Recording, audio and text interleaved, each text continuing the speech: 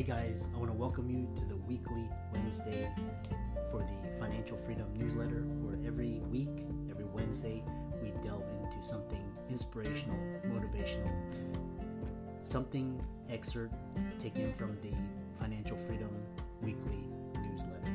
Wherever you are, if you're listening on Spotify, on iTunes, Google, be sure to click the like, subscribe, share, comment. And without ado, let's get into the show. Welcome everybody to this week's podcast episode for the Financial Freedom Podcast. I'm your host, Dr. Christopher Liu. And as you know, I talk about 4 different types of freedom: time, financial, location, and health freedom. And in that light, I'm always interviewing thought leaders, entrepreneurs who are on a mission to change the way we do things and make a difference in this world. So today we have Steve Gallegos, and he is on a mission to elevate others so that we all may contribute to society at a higher level. He's a trial lawyer, he's an entrepreneur, TEDx speaker, and today we're going to be talking all about his journey, breaking free and leveraging your gifts. So Steve, welcome. Excuse me. Thank you, Dr. Liu. Yeah. It's a pleasure to be here with you today. And just so your audience knows, my last name is Spanish, so the 2 L's are pronounced as a Y, Gallegos. Oh, okay. Sorry about that. Gallegos. Tell us more about yourself, how you got started, and we'll go from there. Well, my story is quite interesting. A lot of people had said that, I'm kind of a Renaissance man, though I don't know quite what that means, but I guess the story is that I've done a lot of things in my life, and I started out as a U.S. Marine, moved from there to law enforcement, served in law enforcement in Southern California. From there, I launched my career as a recording artist, as a singer-songwriter and recording artist. I don't know, Dr. Liu, if you know the name Julio Iglesias. I know Enrique Iglesias. Enrique's father was my mentor. And so I aspired at the time to be on stage, traveling the world like Enrique's father, Julio Iglesias. So that's what I was trying to do at the time, living in Los Angeles while being a police officer. And I went to law school at the same time because somebody suggested to me that said, there are millions of singer-songwriters in the world, but it's the lawyers that run the entire entertainment industry. You should become a lawyer. And I thought, oh, what a great idea. I get to open the doors to the industry that I want to be in so much, and I get to wear Armani suits. Heck yes, I'm there. So I committed myself and I became a lawyer, practiced entertainment law and trial law in Los Angeles for many, many years. Moved away from that, reinvented myself in Dallas, Texas as a commercial photographer, which is another one of my passions, did really well there. And through that process, Christopher, people kept coming, asking me for advice on love, relationships, careers, business, those kinds of things. And I thought, there's got to be something to this. So I started looking back on my prior careers and realizing, yes, there's a common thread that every one of my prior careers, I was always in a position of leadership and to guide and teach others. And so that's what got me interested in becoming an executive coach and working with high performers and professionals to help them create the lives that they desire, right? That they get up in the morning fascinated to experience that day because they know where they're going, they know what they want to do.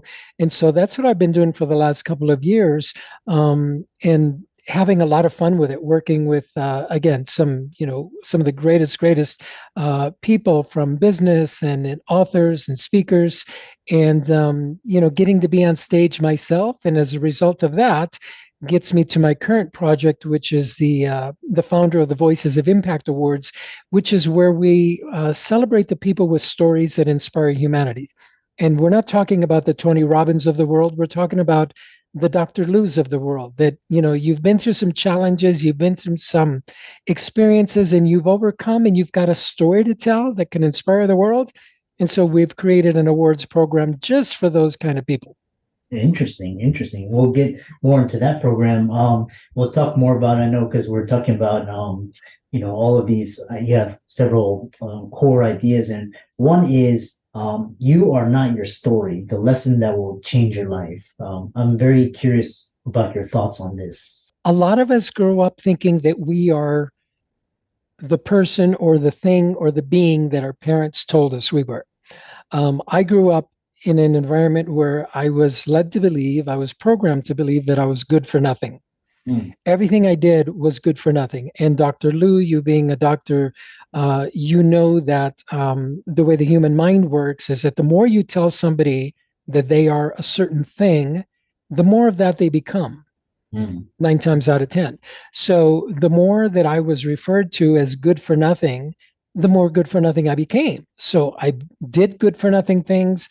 I hung around good for nothing people, and as a result, my results were good for nothing, right? So at 17 years old, I tried committing suicide several times because I didn't know or realize that I had any value to give to the world. According to my parents, my reason for existing was, why are you here, right? And it caused me to question, why am I here? So I might as well leave. So I tried committing suicide, and I couldn't even do that right. Come to think of it. So, but here's what happened. I ended up taking my life away from my parents and my home and the adults that raised me, and I joined the United States Marine Corps. And during that 13-week period, there were three other individuals who were primarily Spanish speaking. They were having trouble with the academic portion of the Marine Corps boot camp training. Mm. And so I took it upon myself, Dr. Lou, to get these guys under my wing. No one asked me to do it. No one suggested it. But every night after everyone would go to sleep, we would go into the showers, sit on that cold, wet, musty tile floor, and we would open up the notebook, and I would explain that day's material from English to Spanish. I would translate it. We would discuss it. And then, we'd repeat this thing day after day after day after day. About 2 weeks into this experience, we're sitting there studying, and one of the drill instructors that was on duty that night must have heard voices coming from the shower, and he thought, aha, he's going to catch us in, doing the most outrageous act that you can imagine for young 17-year-olds in 2 o'clock in the morning in the squad bay showers. So he came at us, swearing and screaming, and just scared the crap out of us. Mm. Once he found out what we were doing, he looked at us like in disbelief and really, okay, carry on. Mm. So fast forward to the end of boot camp, I graduate number 1 in the class. My 3 friends graduate in the top 10. And as a result of that, I was awarded what the equivalent of valedictorian. I was awarded the honor man position. I was given my first rank of private first class and the beautiful Marine Corps dress blue uniform that I'm sure you and your audience is familiar with, all because I took my eyes off myself and decided to help someone else achieve their dreams. And that became my first lesson. I achieved my dreams, helping others achieve theirs. And so I've used that philosophy throughout my life to not only elevate my own careers as I moved up in the world, but more so to help other people get what they want out of life. And so that lesson, just helping those guys and realizing, coming to terms with the fact that, you know what, I do have something of value. Everything that my parents had told me about myself, that I'm worthless, good for nothing, was all a lie. That was their own projection about their own lives that they were putting on me. And, I received it. I embraced it, right? I absorbed it until I learned that it was a different story. So when I share the story from a stage and I teach people, you are not your story, what I'm referring to is you are the actor. You're portraying the role in your story, i.e., you're the child, you're the husband, you're the worker, you're the employee, you're the executive. That's a role that you're playing. Mm. But if you don't like where that role is going, if you don't like what's happening to the character in that movie script, if you will, then you take off your hat and you stop being the actor and you become the writer. And you change the ending of the story. You become the director and you direct who's going to play what parts in your story, right? This is where you get to choose the people who you hang around. This is who you get to choose who you're married to. This is who you get to choose where you're going to work. And then you produce it. So you become the writer, director, and producer, and then you can jump back into the story and enjoy it as the actor. That's what I mean.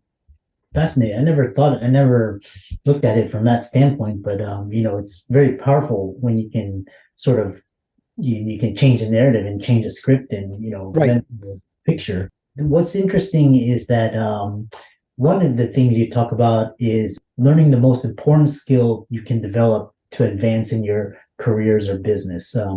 What is that? What is that most number one skill?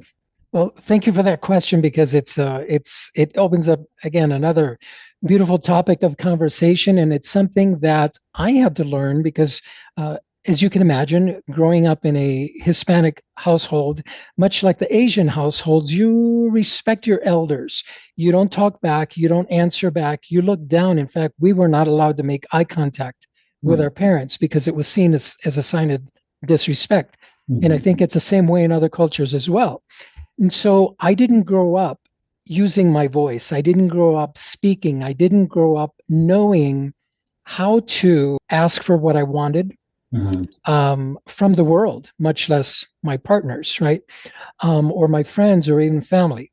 So as I grew into being a singer, being on stage, using my voice, I learned the power of expression. I learned that the power that we, each of us, have to use our voice to persuade, to influence, to educate, and Mhm. to inform others. And so it dawned on me early on in my career that speaking is the one thing that we all have, unless, of course, you're born with a physical deformity or other medical reason why your vocal cords won't allow you to produce sound. Mhm.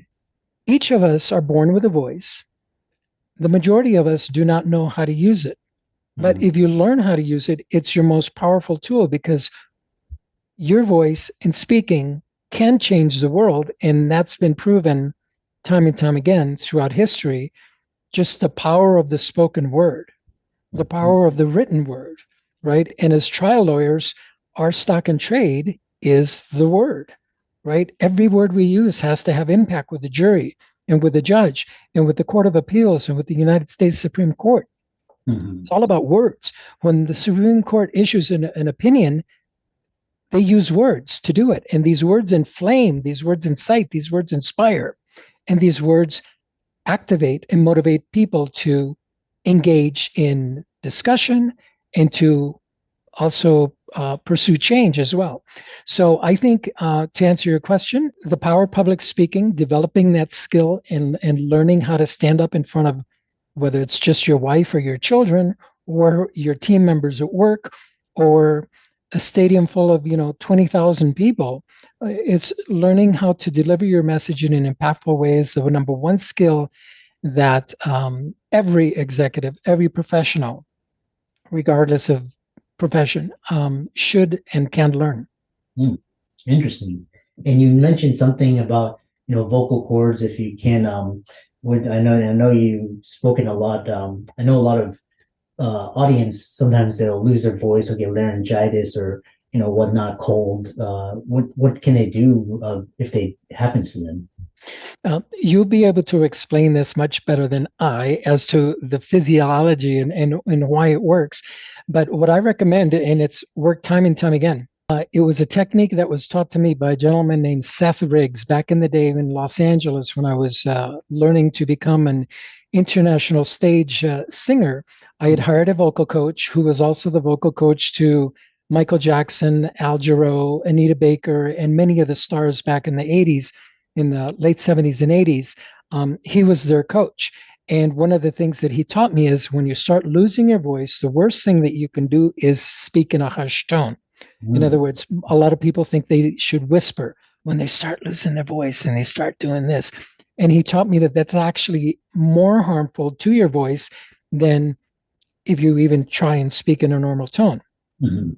So the technique to come out of any vocal damage, vocal strain, vocal stress, fear, anxiety is to do this. Purse your lips together and you go and just go up and down the scale, just very gently, warmly.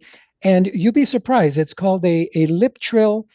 Some people call it a raspberry, like when you're giving a baby a raspberry on their tummy, or some even, you give it to your wife on her neck or whatever, right? So just do that and don't even try and speak, and just do that for a couple of moments, even every morning before you go to work. As you're driving to work, you can do it in the car. What that does is not only warm up your vocal cords, but it restores your voice and gives it that ability to resonate and just sound really, really good.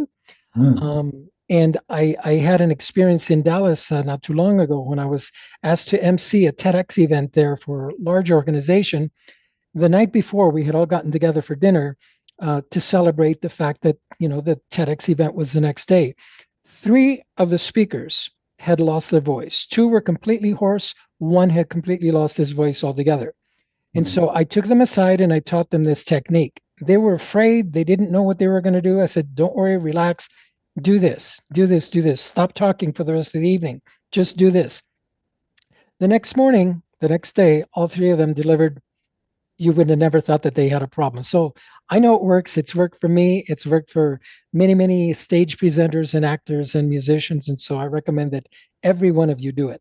Interesting. I'm sure you have and the other thing is public speaking. The big question is, are you born with it or can it be developed? Like with anything else, right? You're born with the tools, Mm. right? To speak with it, right? But like, we're also born with arms and legs, but if we don't know how to use them, we'll never be able to throw a football like Dak Prescott. We'll never be able to, shoot a basket like Michael Jordan or LeBron James. Or if we don't learn how to run, we'll never be able to, run like a Jesse Owens or some of these other Olympic athletes that are breaking records each and every year. So we're all born with the tools. Again, unless you have a physical deformity that doesn't allow you to use these tools, that's not what I'm talking about. So, ability to speak, we all have it, right? It's a tool. Most of us are never taught how to speak. In fact, most of us are raised with the idea of children should be seen and not heard, right? Have you ever heard that? Mm. Yeah, children should be seen and not heard. So we're not allowed to, again, express ourselves. Even if we are allowed to express ourselves, we don't know how to do it. And so many times we end up yelling and just, cussing or mimicking what our friends say or what we hear and learn on TV. And as a result, we're not heard and we're not understood. And people think we're just whiners and complainers because we don't know what to say or how to say it. And Mhm. so, we are all born natural speakers, and I have a course called How to Become a Natural Born Speaker, because I take you in a 3-day period. I take every one of my students through the process of reconnect with that innate ability that they have and learning how to not only project it, physically use their voice and deliver a message, but how to say it, right? What to say and how to say it. And also, equally as important is when to say it, because there's sometimes when, that wasn't the right time to speak up. So, yeah, it's a learned skill. Yeah, and then the other thing is, as entrepreneurs, we all face impossible situations, and I know kind of you're concluding as the as we get to the end of this conversation.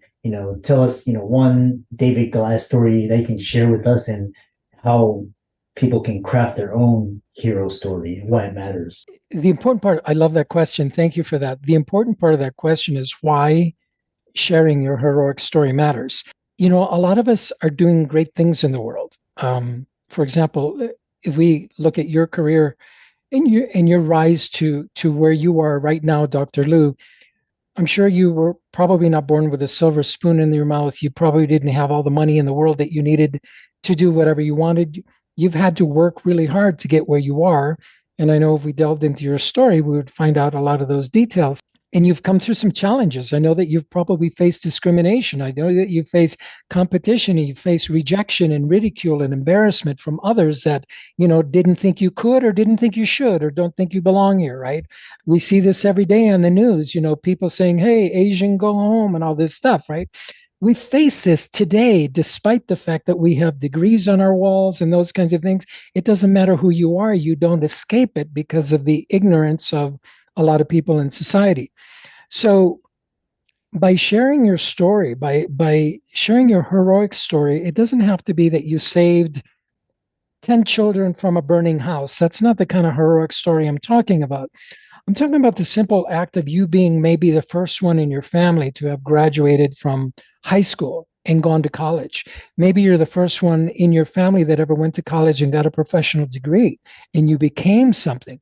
Maybe you're the first one in your family that decided that they were going to not use alcohol or drugs or physical violence in the household environment or raising your kids. So you've done something, you've been through something, you've experienced something that can be a lesson, a valuable lesson to other people, and that all those people need to know is that people like you exist. So they'll look at someone like Dr. Christopher Liu and say, wow, if he can do it, and he's a really cool guy, but if he can do it, I can do it, right? He paved the way for me, and we don't need to be family or friends or anything like that. Just knowing the fact that Dr. Liu exists and he's a doctor, for heaven's sakes, I can do it. He's got his own podcast. He's got his own, training programs, et cetera, et cetera. I can do those too.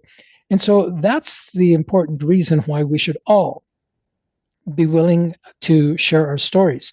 And because up until now there hasn't been a place for the everyday person to share their story. That's why we built the Voices of Impact Awards, is to give the ordinary person a chance to become extraordinary, whether they're a celebrity or not, whether they have a book on the New York Times seller or not, whether they've ever spoken in public before or not. It doesn't matter. We'll give you a stage. We give you that opportunity. And I'm personally giving away $20,000 in cash to the winner of this year's awards program. Excellent. And what a lot of the audience out there inspired by your message, how can they follow you on social media, visit your website, and check out your Voices and Impact Awards? Well, thank you for that, sir. The first thing I would recommend to the people that want to connect with me is connect with Dr. Liu, first of all, and thank him for having me and others, brilliant minds and people with inspiring messages on his show, and thank him for producing this show, because it takes time. I'm sure he's got other things to do with his family and career, but he's doing this for you as much as he is for him. So thank him for doing that. And number one, he can tell you how to reach me because he knows. Or you can also reach me through the Voices of Impact Awards. Just go to voiawards.com. And you can find my profile there and contact information. You can also search for me on LinkedIn. But the Voices of Impact Awards is really the gateway to reach me these days. Yeah. And for all the audience out there, Steve's resources will be in the links and show notes. Be sure to check them out. And then be sure to follow him on social media. And very inspiring story, message, a lot of wisdom. And thanks so much for coming onto the podcast. Thank you for your time, and thank you for having me.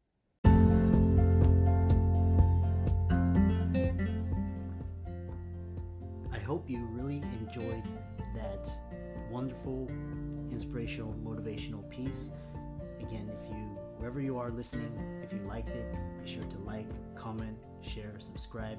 We're on everywhere: Spotify, iTunes, Google, Amazon, Audible. And without much ado, be sure to thank this show's sponsors, and we'll see you next week.